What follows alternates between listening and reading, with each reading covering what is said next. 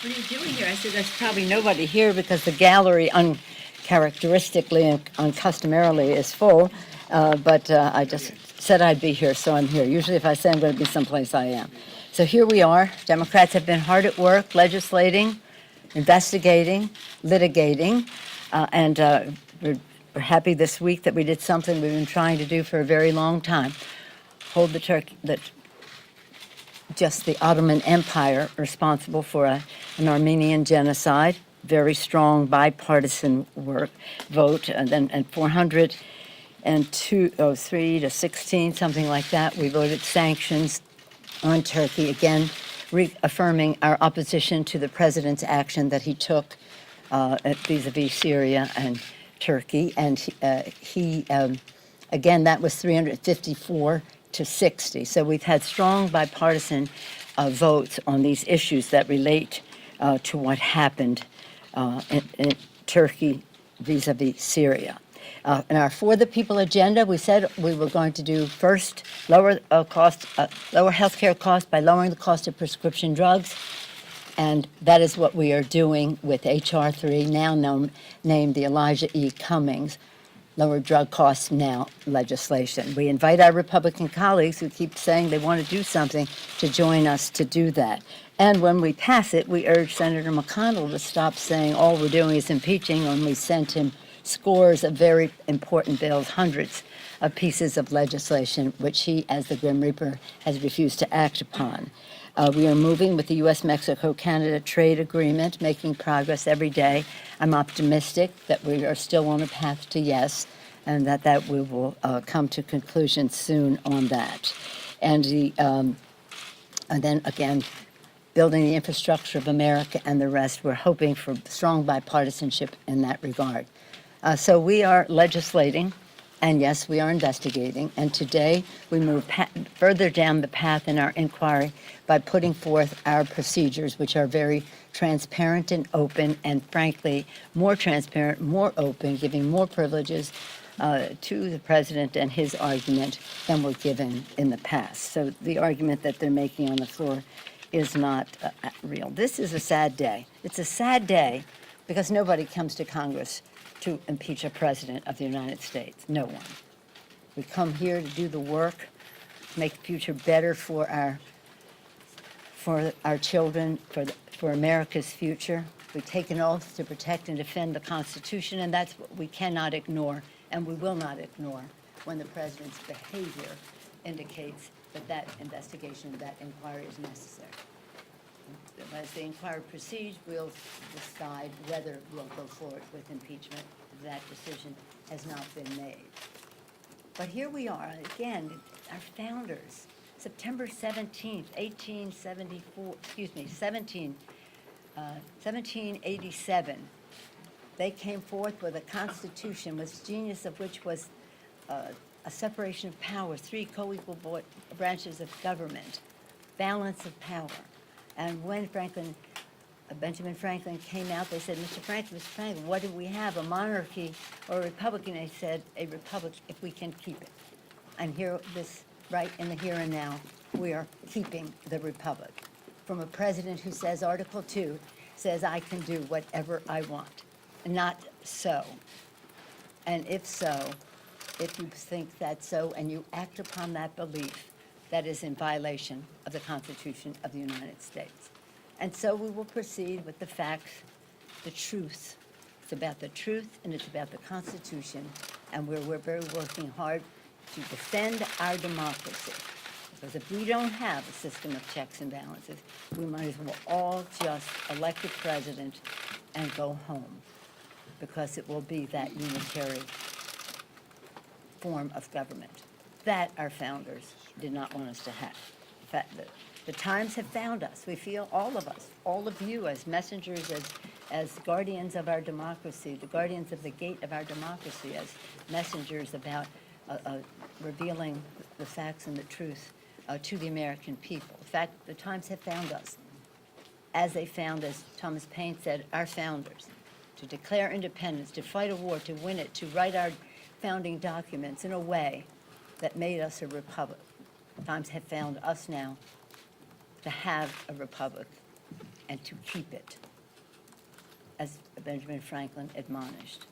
This isn't about anything personal with the president. It isn't about politics. It isn't about patriotism. It isn't about partisanship. It's about patriotism. It's about patriotism. And I would hope that rather than protecting the president personally, all of our colleagues would choose to honor their oath of office to protect and defend, not the president, but the Constitution of the United States. Just a few questions because we're on the floor. Yes, ma'am. Madam Speaker, do you think this vote will do anything to diminish the Republican and White House belief that this is an illegitimate, unfair, and partisan? But isn't the question is, do I think it's going to diminish their, the facts are what they are. They can try to misrepresent them, but the fact is, this is a process that is expanded opportunity for them to show anything that is exculpatory, proves the innocence of the president. Republicans say that this process is not due process for the president. Are these rules really fair? Yes, they are. Yes, they are. Now, I answered it once, I'll answer it twice. I'm going to answer it one time. These rules are fairer than anything that have gone before in terms of an impeachment proceeding. I'm not here to answer what the Republicans say. If you have any questions, we're doing appropriations, we're doing trade, we're doing drug prices, lowering the cost of drug prices. I'm not here to answer any questions about what the Republicans say, further than to what I have said just now. Madam Speaker, do you believe that you have the votes necessary? Can you please Yes. tell me if you think that Katie Hill should have resigned? What do you say to the younger lawmakers who think that there is some sort of generational divide and perhaps that she shouldn't have? Katie Hill's decision to resign is her decision to resign. She's an absolutely outstanding young public servant. Very smart, strategic, patriotic, loves our country, respected by her colleagues in the Congress for the work that she does here. She made her decision and her timing, and I respect that.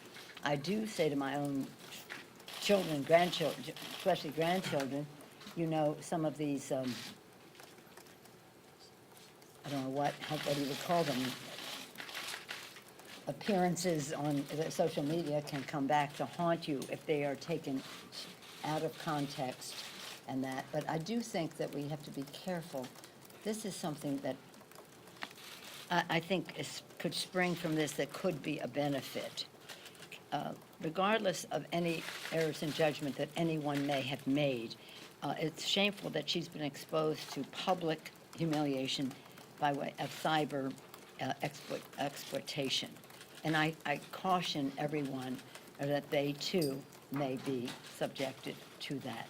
So to be careful. Countless women across America have been subjected to this type of harassment and abuse, which is a profound violation of those women's rights, or any men too, and human dignity. So this is something that we have to. I thank you for your question. It is bigger than one person. It's about how people have presented themselves over time, and again, exploitation by others to get the information, and we don't know how. Well, that's just not right. And actually, there's a legal question involved in it as well. Madam Speaker, Yes, sir. How close are you This to is a it. decision on the trade agreement, and how does impeachment So- affect it, both in terms of the clock and the political need to show kitchen table achievements? No, they have nothing to do with each other. The timing on the U.S., the question was, how does that relate to impeachment? The U.S.-Mexico-Canada trade agreement is about what is contained in that agreement. Its timing is when we come to a conclusion as to agreement there. And it has nothing to do with the timing, absolutely nothing, in the House of Representatives. That's all I can speak for. We are reasonably close. I will say this.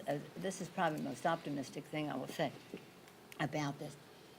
If we can come to terms that I think we're close to doing, this will be a template for future trade agreements. And not only be good of itself, but a good pattern for how we can proceed. So we have an opportunity to do it right. We're not there yet, but we understand the road that, the last, shall we say, mile that we have to go. So I'm optimistic. But what I'm about gonna the have to go to the clock? floor. It's going into next year and the Senate. Excuse trial. me?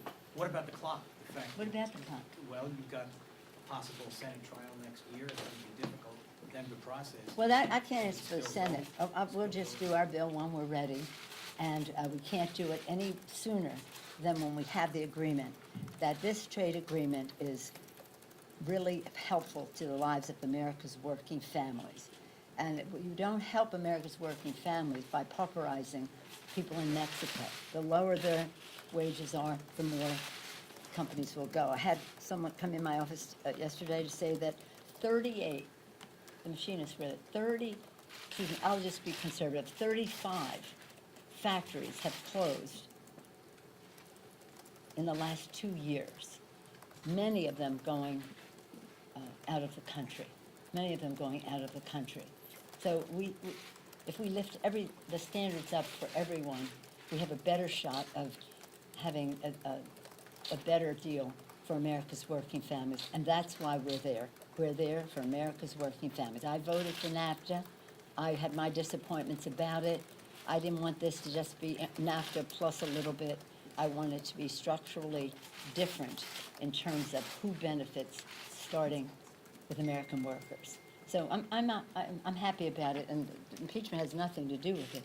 It only has to do with our coming to agreement and to terms as far as the House of Representatives is concerned. As you may understand, I have business on the floor that I have to see to, so I'm going to have to excuse myself. Thank you all very much. Madam Speaker, how would you interpret a Republican's vote for or against